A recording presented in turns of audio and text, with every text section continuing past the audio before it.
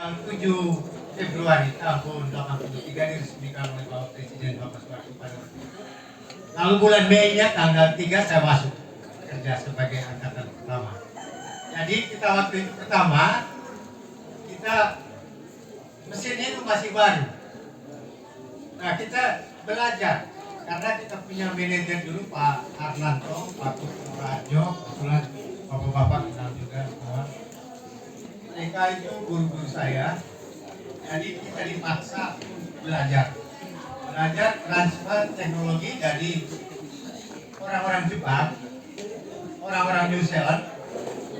Kita yang baru masuk kerja 1 tahun, dipaksa kita tidur di SAI sampai 2 malam tidak pulang. Itu hal yang biasa. Jadi kalau kita kerja di pembangkit, kalau belum hidup, nanti atasan kita PLN yang nanti panggil. Jadi frekuensi itu ya Pak, dari PLN itu tahu frekuensi itu tidak boleh turun, harus 50 Hz tetap. Nah, jadi Jawa Bali sudah begitu maju. Nah, kebetulan beberapa hari yang lalu saya ditelepon Patri tanya, Pak bisa bergabung sosialisasi tanggal 22. Saya bilang siap. Untuk laut tanah saya siap. Jadi pertama waktu Pak Bupati ke Kamojang, belum Bapak sampai di sana, saya tahu bahwa Bapak Bupati, Bapak Ketua DPR dan pejabat-pejabat dan saudara-saudara dan saya dari Mayuwejak, dari Batu Bawer, dari TDI, semua kesana. Tolong dijelaskan dengan bahasa yang sederhana sehingga mudah dipahami.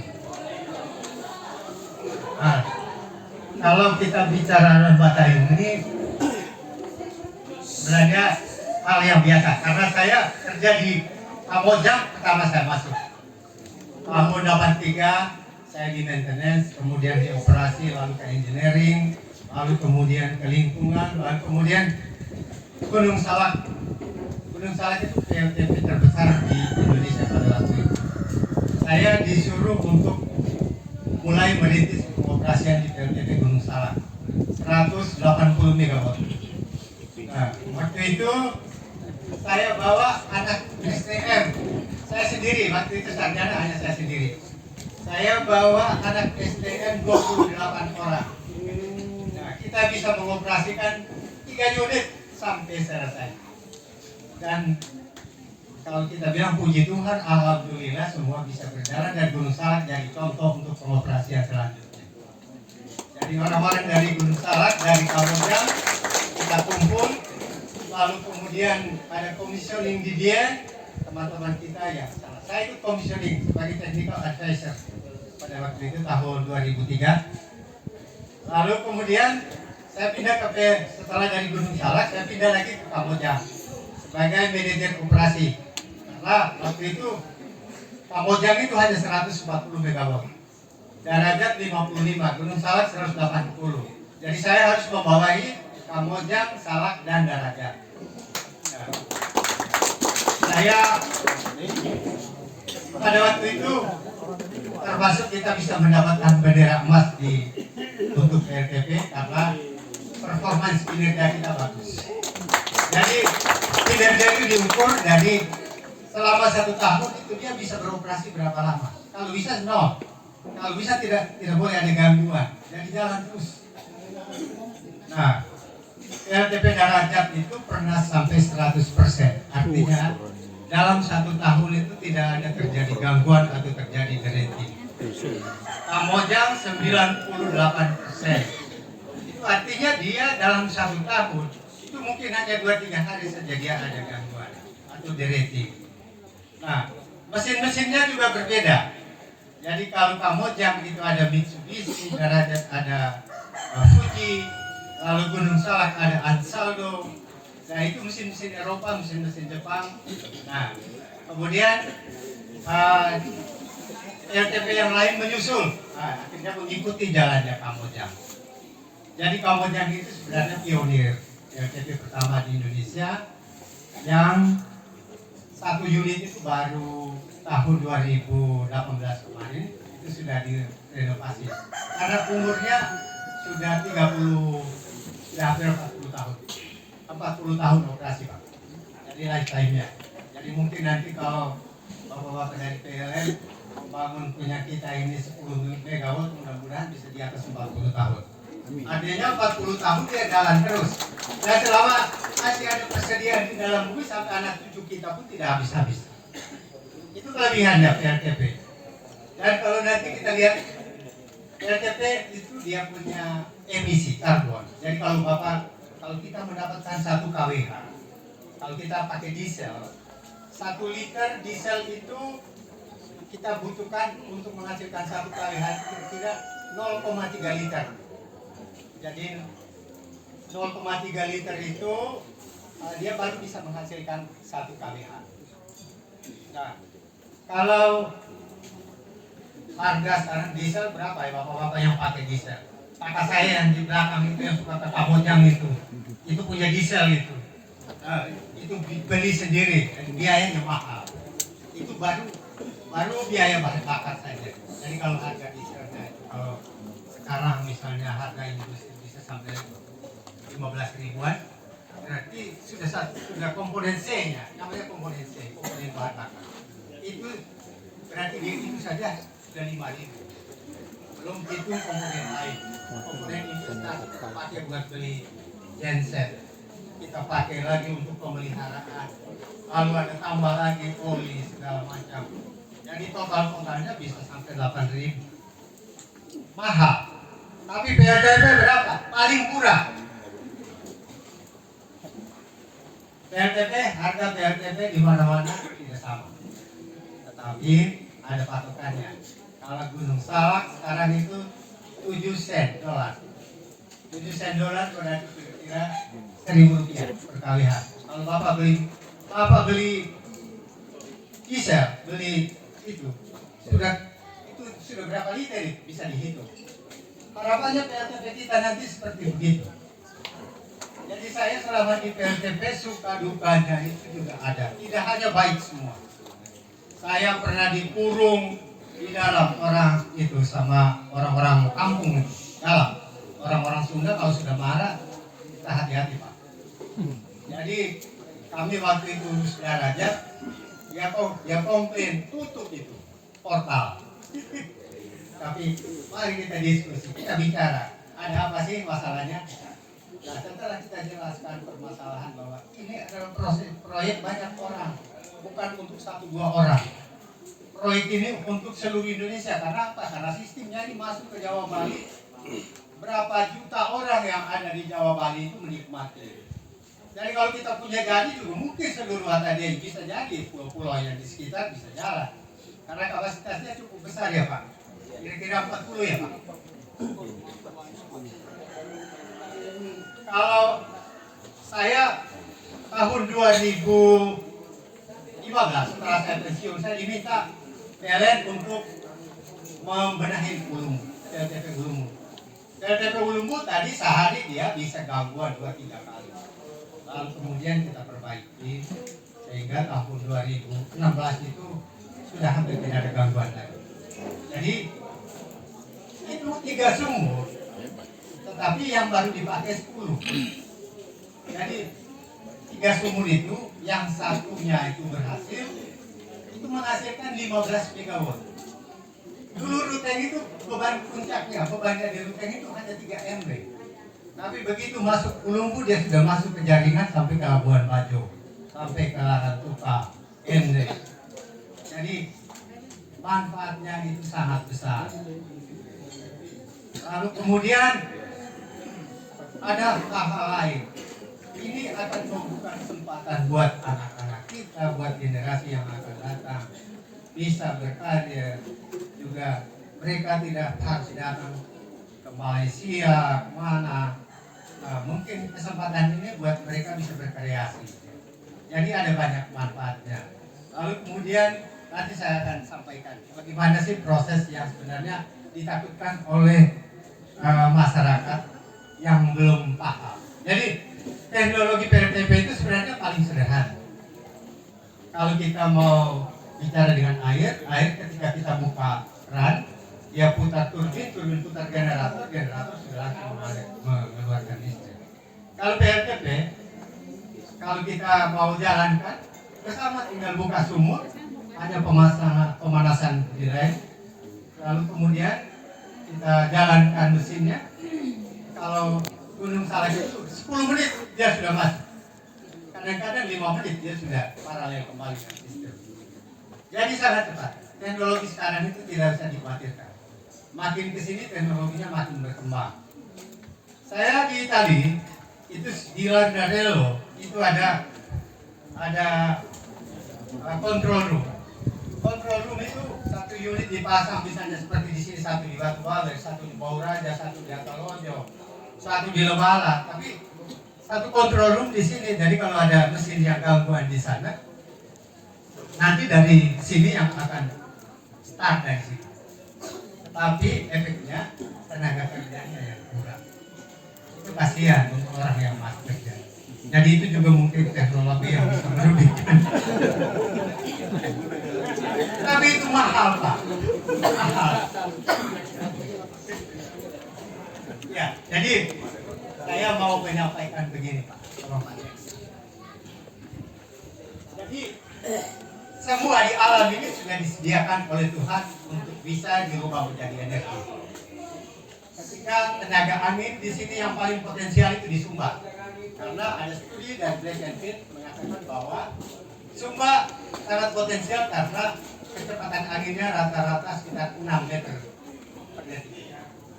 Ada dulu direktur Tereng sudah pernah merintis akan membangun di daerah Sumba untuk ditransmisikan lewat jalur kabel laut ke Jawa, ke pusat beban. Karena pusat beban sekarang masih di Jawa. Nah,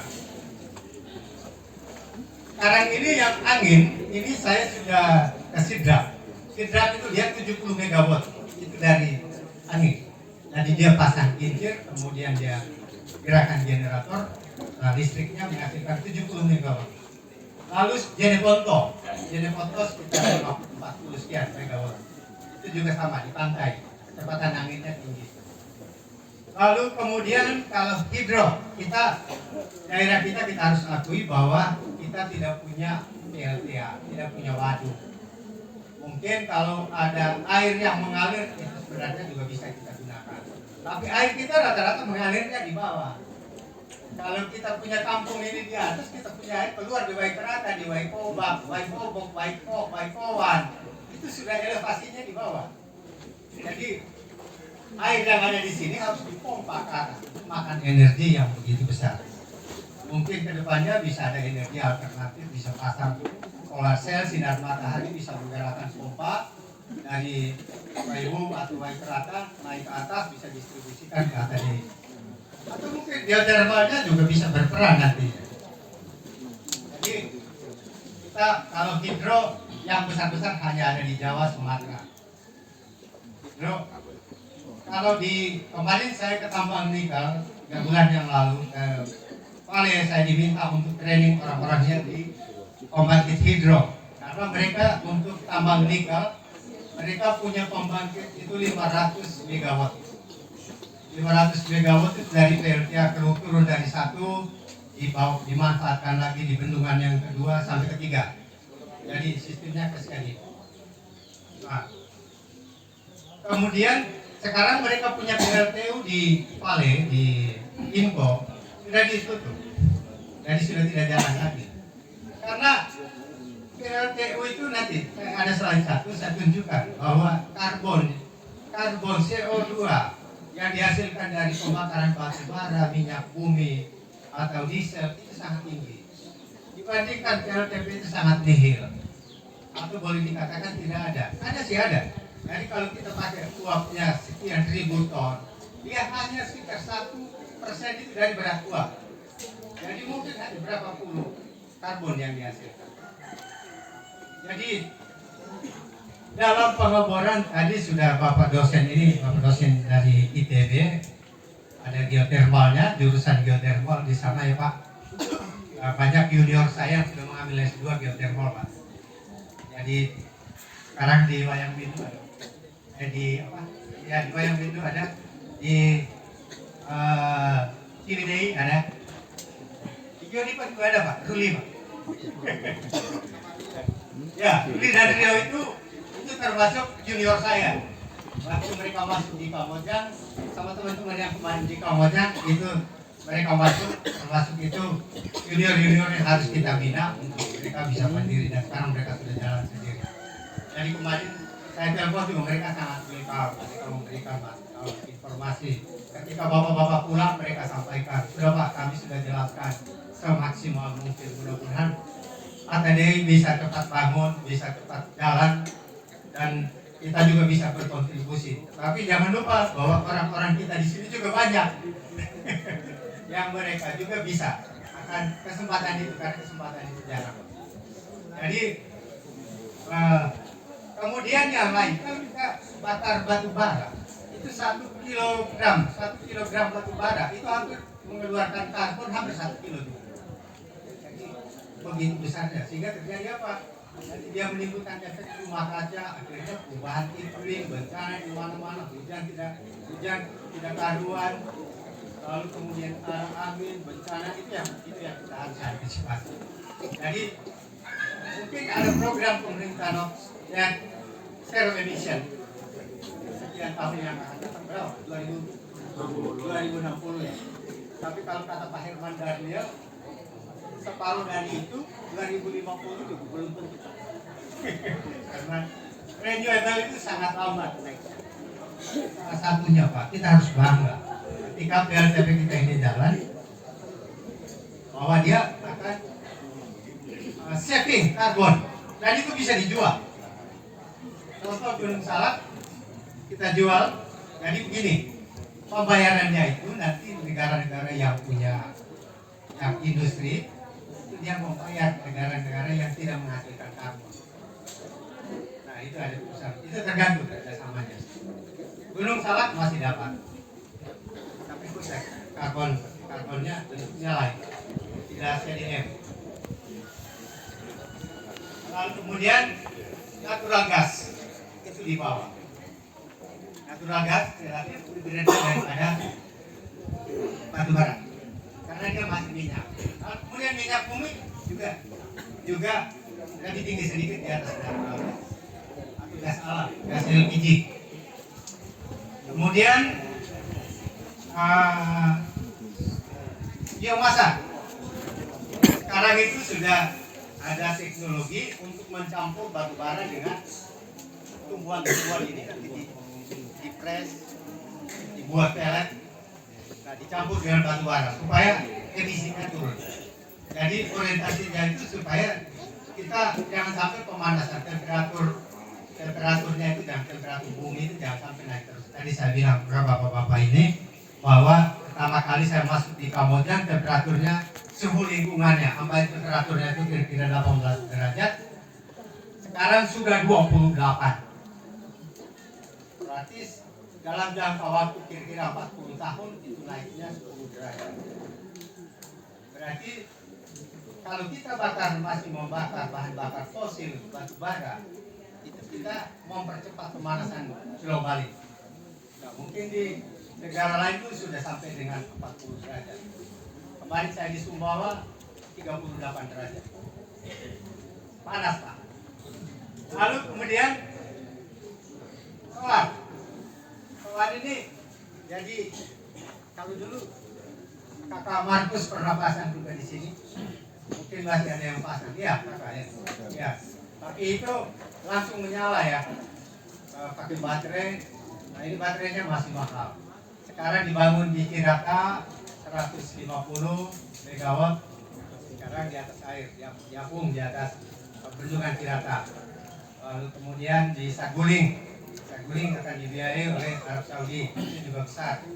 Lalu kemudian di Brantas. Jadi matahari ini kadang-kadang kalau siang begini bagus, tapi nanti begitu dilewati awan dia turun drop. Banyak yang sudah pasang di rooftop. Nah di rooftop itu bagus. Kendalanya matahari itu di baterainya. Baterainya itu masih terlalu mahal. Jadi Jadi kalau Bapak pakai 2 tahun, pakai namanya off grid. Off grid itu dia tidak hubungan dengan PLN. Jadi siangnya dia simpan, malam dipakai. Nah itu waktunya terbatas karena aki baterai itu kalau dia nyimpan listrik itu ada jam, ada waktunya. Jadi ini yang masih harapannya ke depan sudah ada bangunan yang produksi yang lebih bagus, bisa memperbaiki kualitas. Lalu kemudian panas bumi. Nah, panas bumi ini rasanya sudah negara-negara lain juga sudah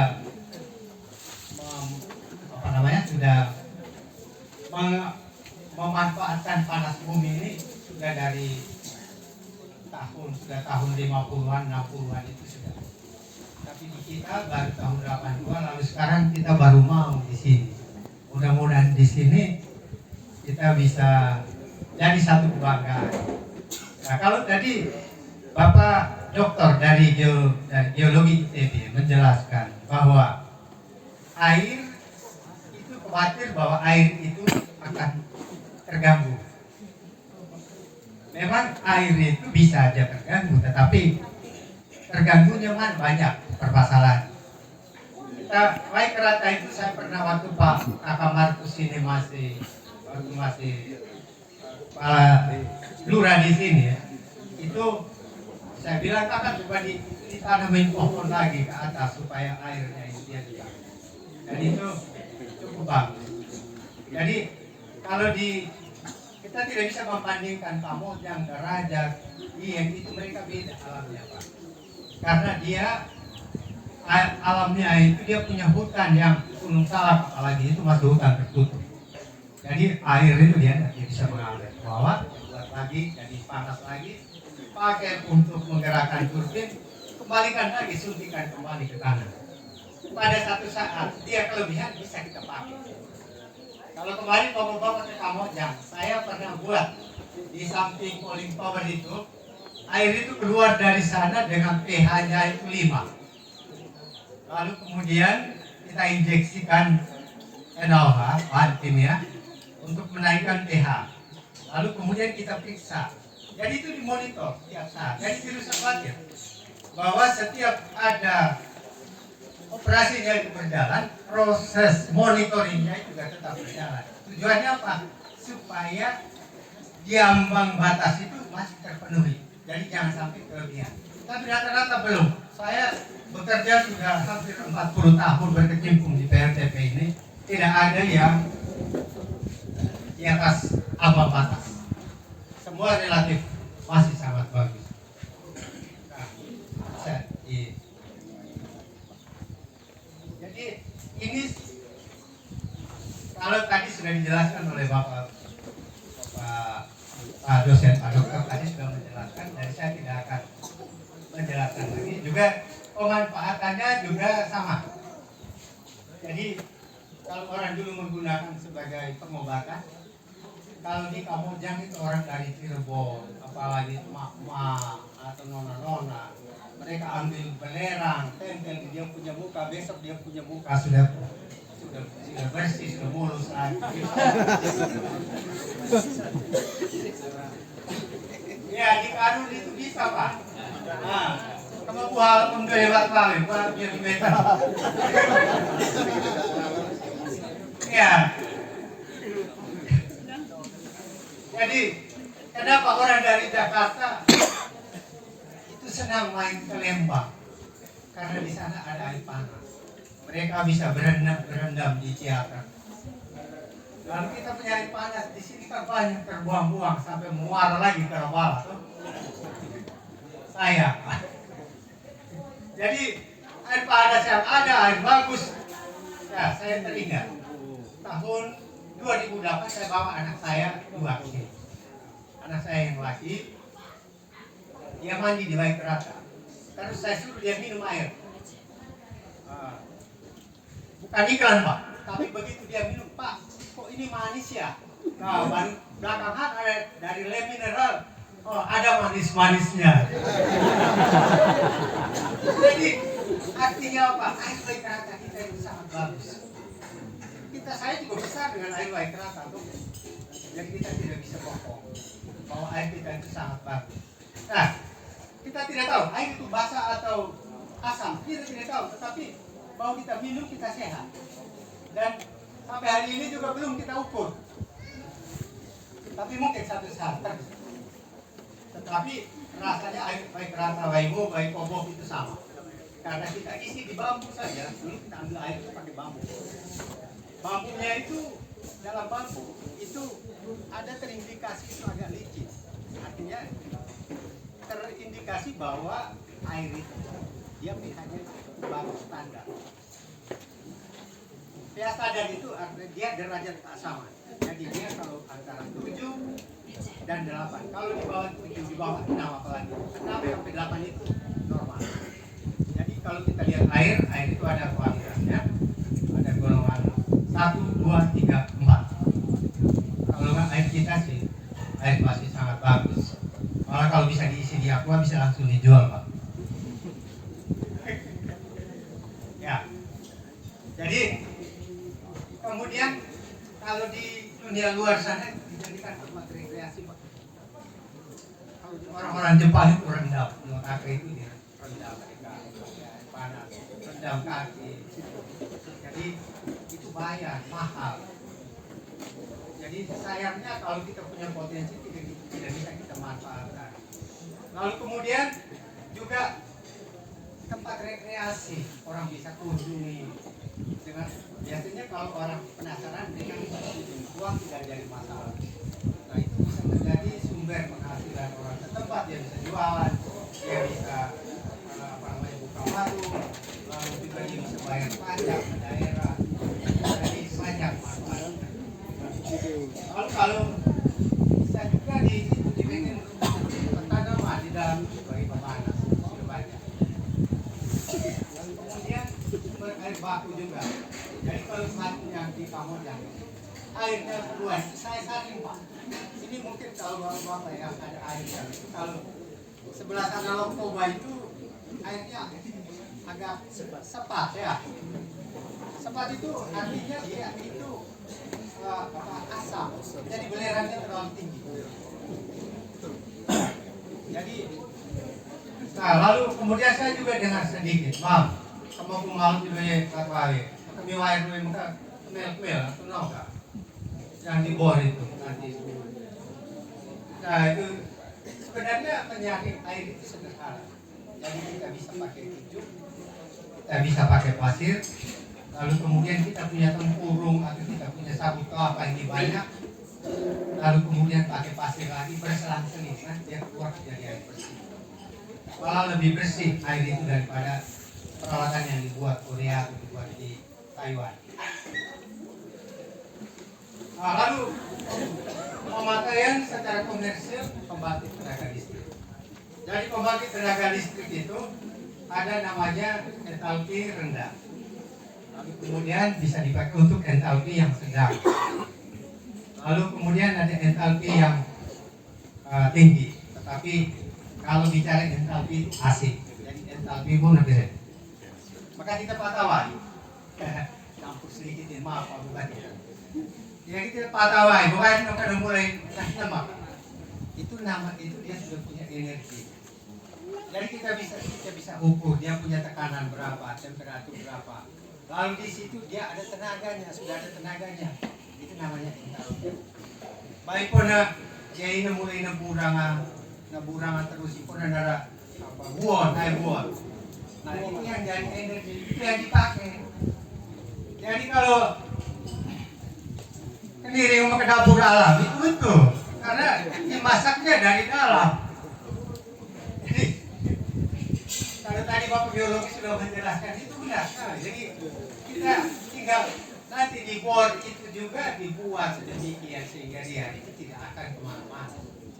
Dia akan diinjeksikan, jadi semennya juga tidak sembarangan. Jadi itu pipa berlapis-lapis mulai dari atas sampai ke bawah sampai menemukan panas. Nah itu nanti di bawahnya dikasih pori berlubang sehingga uapnya itu jalan masuk. Bisa diteruskan Pak. Nah, ya. Jadi yang keluar di permukaan air yang bisa dipakai untuk membangkit listrik itu ada dua. Keluarnya bisa dalam bentuk air panas dan keluarnya bisa dalam bentuk uap. Sepertinya kita punya ini keluarnya uap. Iya Pak? Uap ya Pak? Nah, uap. Berarti dia sama dengan Hulu, sama dengan Kamojang. Nah, tetapi kalau Gunung Salak itu air yang keluar, air panas. Jadi dia keluar ke atas, nanti di atasnya itu airnya dipisahkan dulu dengan uap. Namanya separator. Jadi dia kasih jalan, nanti airnya itu dia putar sendiri, uapnya naik ke atas, airnya karena beratnya dia turun ke bawah, ditampung Pak.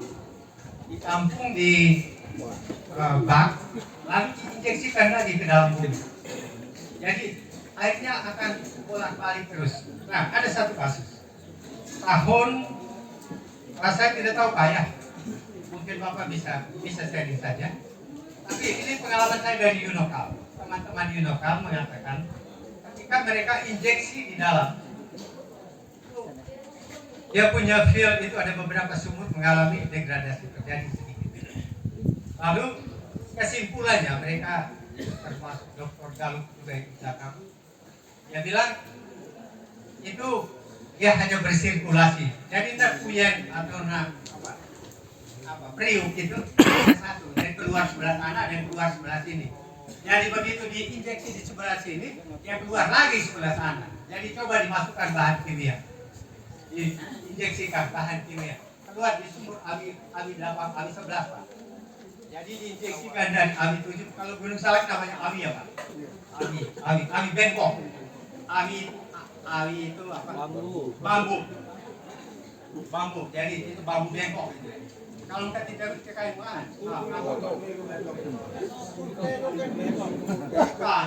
Jadi kalau apa butuh apa?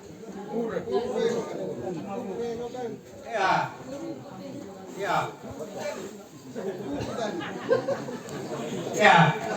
Pokoknya kur yang tidak itu. Jadi untuk kurnya tawagai kan langsung bengkok. Ya. Oke, jadi keluarnya air panas. Dan air panas yang keluar ini sebenarnya kalau di sekarang itu sudah Menko sudah memanfaatkan ini, jadi dipakai lagi namanya binary cycle.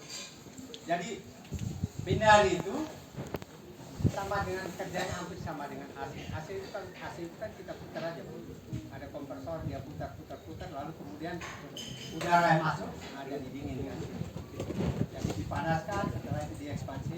Nah, prinsip kerjanya binary juga seperti itu. Jadi uap panas bumi atau air panas ini hanya digunakan sebagai pemanas. Lalu yang bergerak di dalam memutar turbinnya itu sejenis hidrokarbon atau pentana. Jadi itu gas-gas sebenarnya hampir sejenis sejenis freon yang dia menguap pada suhu rendah.